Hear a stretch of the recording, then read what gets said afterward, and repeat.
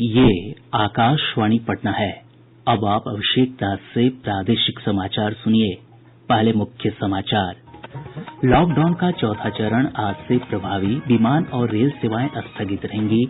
राज्यों की सहमति के आधार पर अंतर्राज्यीय परिवहन के लिए वाहनों के परिचालन को मिली मंजूरी। स्कूल, कॉलेज और अन्य शैक्षणिक संस्थानें बंद रहेंगी। बिहार में अभी तीसरे चरण की तरह ही प्रभावी रहेंगी व्यवस्थाएं। आत्मनिर्भर भारत अभियान के तहत केंद्र सरकार ने मनरेगा के लिए 40,000 करोड़ रुपए आवंटित किया। और पिछले 24 घंटों के दौरान राज्य में कोरोना संक्रमण के 142 नये मामलों की पुष्टि के साथ ही संक्रमितों की संख्या बढ़कर 1,320 हुई। अब समाचार विस्तार से। देश में कोरोना वायरस के बढ़ते संक्रमण के मद्देनजर देशव्यापी लॉकडाउन का चौथा चरण आज से प्रभावी हो गया है। यह चरण 31 मई तक प्रभावी रहेगा। गृह मंत्रालय के आदेशानुसार इस दौरान सभी घरेलू और अंतर्राष्ट्रीय यात्री विमान सेवाएं बंद रहेंगी। केवल घरेलू हवाई एम्बुलेंस तथा चिकित्सा और सुरक्षा से जुड़ी विमान सेवाओं की अनुमति होगी। रेल और मेट्रो सेवा भी स्थगित रहेगी।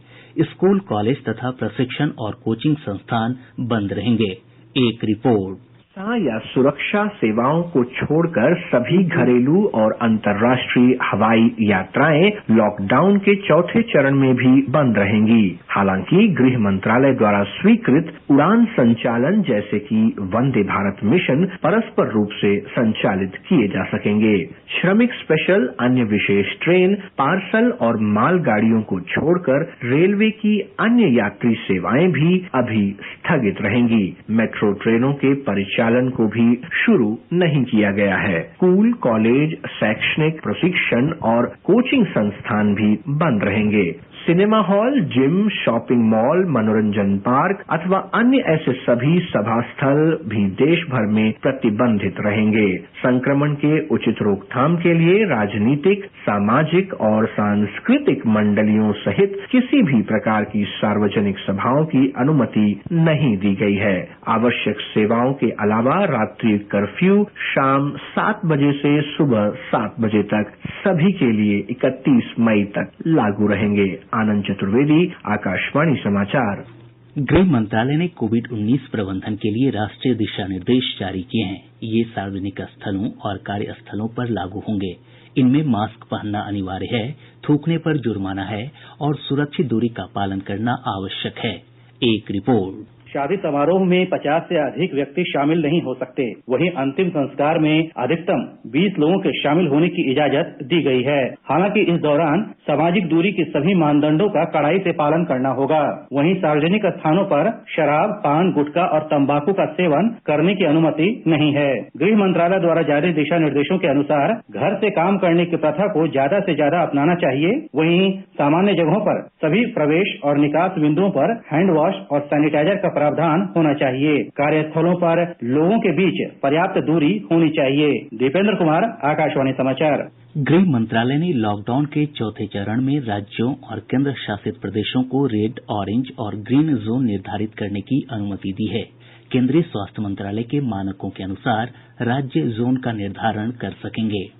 रेड जोन और ऑरेंज जोन के बीच नियंत्रण क्षेत्र निर्धारित किया जाएगा। नियंत्रण क्षेत्र के एक हिस्से को बफर जोन यानी प्रतिरोधक क्षेत्र के रूप में चिन्हित किया जाएगा। बफर जोन में अतिरिक्त सतर्कता बरतने के निर्देशों के साथ सरकार ने स्पष्ट किया है कि नियंत्रण क्षेत्र में चिकित्सा और आवश्यक वस्तुओं की आपूर्ति के अलावा अन्य किसी गतिविधि की अनुमति नहीं होगी। गृह मंत्रालय ने उन गतिविधियों की सूची जारी की है जो अगले 14 दिन तक प्रतिबंधित रहेंगी। राष्ट्रव्यापी स्तर पर प्रतिबंधित गतिविधियों के अलावा राज्य और केंद्र शासित प्रदेश उन गतिविधियों के बारे में फैसला करेंगे जिनकी स्वीकृति तीनों जोन में दी जानी है। राज्यों के बीच बस और अन्य वाहनों के परिवहन के बारे में भी निर्णय लिया जाएगा। इसके लिए संबंधित राज्यों की सहमति जरूरी है। सरकार ने खेल कूद परिसर और स्टेडियम खोले जाने की भी अनुमति दी है। हालांकि इनमें दर्शकों के जाने की अनुमति नहीं होगी। सरकार ने सभी नियोक्ताओं को यह सुनिश्चित करने के निर्देश दिए हैं कि उनके कर्मचारी अपने मोबाइल फोन में आरोग्य सेतु ऐप डाउनलोड करें। सरकार ने 65 वर्ष से अधिक उम्र के लोगों, अन्य रोगों से ग्रस्त लोगों, गर्भवती महिलाओं और 10 वर्ष से कम उम्र के बच्चों को पूर्णबंदी तक घरों में ही रहने का परामर्श दिया है। समाचार कक्ष से आशुतोष मिश्र। लॉकडाउन के चौथे चरण के तहत केंद्र सरकार के द्वारा दी गई छूट के संबंध में राज्य सरकार ने नए दिशा निर्देश जारी नहीं किए हैं। वर्तमान में लॉकडाउन के तीसरे चरण में जारी दिशा निर्देश ही प्रभावी रहेंगे। सूत्रों से मिली जानकारी के अनुसार 1 से 2 दिनों के भीतर सरकार नए दिशा निर्देश जारी कर सकती है। केंद्र सरकार ने आत्मनिर्भर भारत अभियान के तहत विभिन्न क्षेत्रों के लिए ढांचागत सुधारों की घोषणा की है। वित्त मंत्री निर्मला सीतारमण ने बताया कि मनरेगा के तहत रोजगार सृजन के लिए और 40,000 करोड़ रुपए दिए जाएंगे और इससे लगभग 300 करोड़ कार्य दिवस के सृजन में सहायता मिलेगी। श्रीमती सीतारमण ने बताया कि सरकार ने राज्यों के लिए कर्ज की सीमा राज्य के सकल घरेलू उत्पाद के 3% से बढ़ाकर 5% कर दी है। वित्त राज्य मंत्री अनुराग ठाकुर ने बताया कि केंद्र सरकार ने लॉकडाउन के कारण उत्पन्न हुए संकट से निपटने के लिए राहत पैकेज में समाज के हर वर्ग का ध्यान रखा है। आत्मनिर्भर भारत अभियान में हमने पिछले कुछ दिनों में वो कदम उठाए जो रचनात्मक और उपयोगी हों और योजनाबद्ध तरीके से हमने काम किया है। इस पैकेज में सभी वर्गों का ध्यान रखने का प्रयास किया गया है, चाहे वो किसान हो, बागवान हो, महिला हो, मजदूर हो, उद्यमी हो, युवा हो, इन सबके लिए ही, व्यापारी कर्मचारी तक के लिए भी उसका इसमें ध्यान रखा गया। वित्त राज्य मंत्री ने कहा कि राहत पैकेज में कोविड-19 महामारी से निपटने के लिए स्वास्थ्य संबंधी योजनाओं पर विशेष ध्यान दिया गया है। उन्होंने कहा कि शिक्षा को हर वर्ग तक पहुंचाने के लिए हर संभव प्रयास किया गया है। माननीय प्रधानमंत्री जी ने कोविड-19 को लेकर लोगों के स्वास्थ्य की चिंता को करते हुए 15,000 करोड़ की घोषणा की थी, जिसमें से 4,113 करोड़ रुपया राज्यों को रिलीज कर दिया गया है, दे दिया गया है। आवश्यक वस्तुओं पर 3,750 करोड़ रुपया दिया गया। टेस्टिंग लैब और किट्स के लिए 550 करोड़ रुपया और जो हमारे कोविड-19 के वॉरियर्स हैं, जो हमारे हेल्थ वर्कर्स हैं, उनको 50 लाख रुपए का बीमे की व्यवस्था माननीय प्रधानमंत्री जी ने की। उप मुख्यमंत्री सुशील कुमार मोदी ने कहा है कि आत्मनिर्भर भारत अभियान के तहत घोषित उपायों से राज्य को 12,922 करोड़ रुपए का अतिरिक्त ऋण मिल सकेगा। बिहार जैसे राज्य में भी अप्रैल माह में पिछले साल के अप्रैल की तुलना में केवल 14% टैक्स का संग्रह हो पाया है। इसलिए ज्यादा लोन लेना, ज्यादा ऋण लेना यह एकमात्र उपाय था और इसे हम लोगों ने केंद्र की सरकार से आग्रह किया था कि हमको ज्यादा ऋण लेने की अनुमति प्रदान की जाए। तो जहां पहले से बिहार को 39,341 करोड़ रुपए का ऋण लेने का प्रावधान किया गया था, वह नई घोषणा के बाद 3% की बजाय 5% यानी हम 12,922 करोड़ रुपया अतिरिक्त ऋण ले पाएंगे। वंदे भारत मिशन के तहत आज गया अंतर्राष्ट्रीय हवाई अड्डे पर विभिन्न देशों में फंसे बिहार के लोगों को लेकर विशेष विमान आ रही है। इन सभी लोगों को गया के विभिन्न होटलों में बनाए गए क्वारंटीन सेंटर में रखा जाएगा। प्रादेशिक समाचार आप आकाशवाणी पटना से सुन रहे हैं। मुख्यमंत्री नीतीश कुमार ने बिहार आने के इच्छुक सभी प्रवासी मजदूरों को जल्द से जल्द वापस लाने का अधिकारियों को निर्देश दिया है। उच्च स्तरीय समीक्षा बैठक में मुख्यमंत्री ने इस संबंध में अधिकारियों को सभी आवश्यक कदम उठाने के निर्देश दिए। मुख्यमंत्री के निर्देश के आलोक में राज्य के मुख्य सचिव दीपक कुमार ने कैबिनेट सचिव को पत्र लिखकर ट्रेनों के परिचालन के संबंध में रेलवे को बेहतर व्यवस्था विकसित करने का सुझाव दिया है। इसमें कहा गया है कि रेलवे को रेलगाड़ियों को चलाने के संबंध में विज्ञापन निकालकर पूरी जानकारी देनी चाहिए ताकि लोगों को सही जानकारी मिल सके। साथ ही इस पत्र में कहा गया है कि इस ट्रेन की टिकट बुक करने के लिए साधारण ट्रेन की तरह नियम बनाए जाएं। बिहार में अब तक 300 श्रमिक स्पेशल रेलगाड़ियों से 4,70,000 लोगों को उनके गृह जिला तक पहुंचाया गया है। पूर्व मध्य रेलवे के मुख्य जनसंपर्क अधिकारी राजेश कुमार ने बताया कि आज 43 रेलगाड़ियों से लगभग 70,000 श्रमिक बिहार पहुंच रहे हैं। आने वाले दिनों में 393 और रेलगाड़ियां राज्य पहुंचेगी। श्री कुमार ने कहा कि उत्तर प्रदेश के सीमावर्ती क्षेत्रों से प्रवासी श्रमिकों को उनके गंतव्य तक पहुंचाने के लिए 8 रेलगाड़ियां राज्य के भीतर अप डाउन में चल रही हैं। प्रदेश में अब तक 1 करोड़ 21 लाख परिवारों के बैंक खातों में 1-1 हजार रुपए की राशि भेज दी गई है। सूचना और जनसंपर्क विभाग के सचिव अनुपम कुमार ने ये जानकारी दी।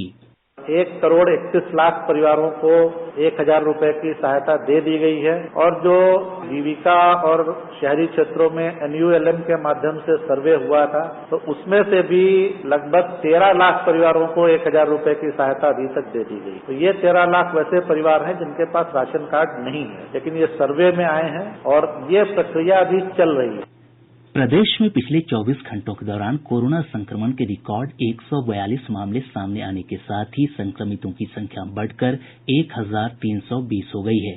सबसे अधिक पटना से 58 मामले सामने आए हैं। पटना में जो मामले सामने आए हैं उसमें बीएमपी के 21 जवान और एनएमसीएच की एक नर्स शामिल है।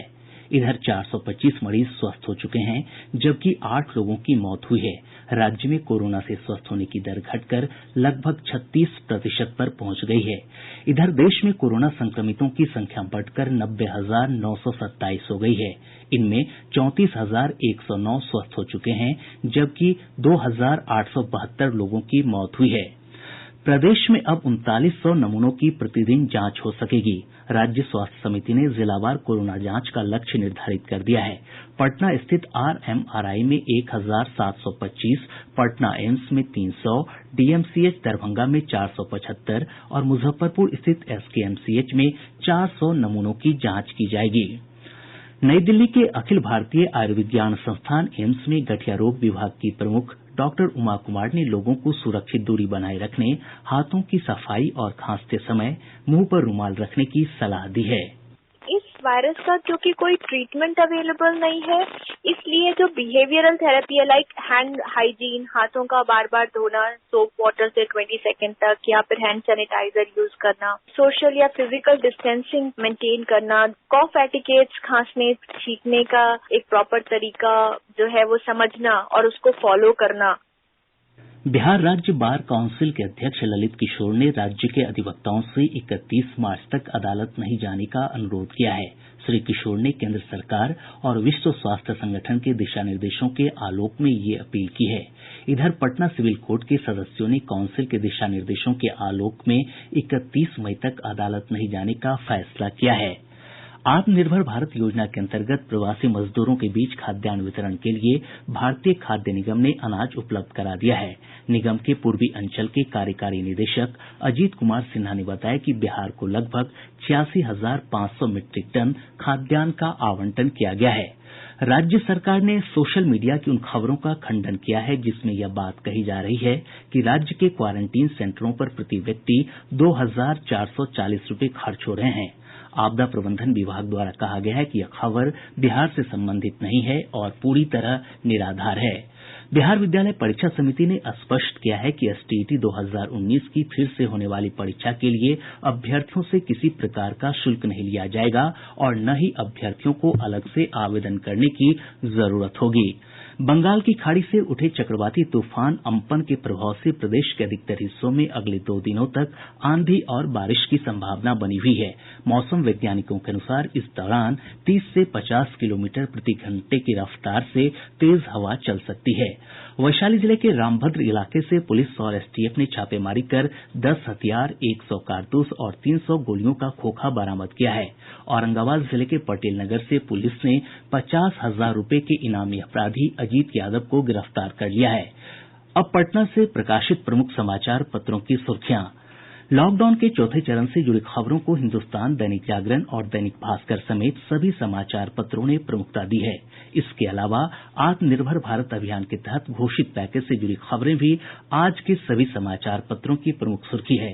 प्रभात खबर, आज और राष्ट्रीय सहारा ने कोरोना संक्रमण के मामलों से जुड़ी खबर को पहले पन्ने पर जगह दी है। और अब अंत में मुख्य समाचार एक बार फिर। लॉकडाउन का चौथा चरण आज से प्रभावी, विमान और रेल सेवाएं स्थगित रहेंगी। राज्यों की सहमति के आधार पर अंतर्राज्यीय परिवहन के लिए वाहनों के परिचालन को मिली मंजूरी। स्कूल, कॉलेज और अन्य शैक्षणिक संस्थानें बंद रहेंगी। बिहार में अभी तीसरे चरण की तरह ही प्रभावी रहेंगी व्यवस्थाएं। आत्मनिर्भर भारत अभियान के तहत केंद्र सरकार ने मनरेगा के लिए 40,000 करोड़ रुपए आवंटित किया। और पिछले 24 घंटों के दौरान राज्य में कोरोना संक्रमण के 142 नए मामलों की पुष्टि के साथ ही संक्रमितों की संख्या बढ़कर 1,320 हुई। इसके साथ ही आकाशवाणी पटना से प्रसारित प्रादेशिक समाचार का ये अंक समाप्त हुआ। घर में रहिए, सुरक्षित रहिए और सुनते रहिए आकाशवाणी।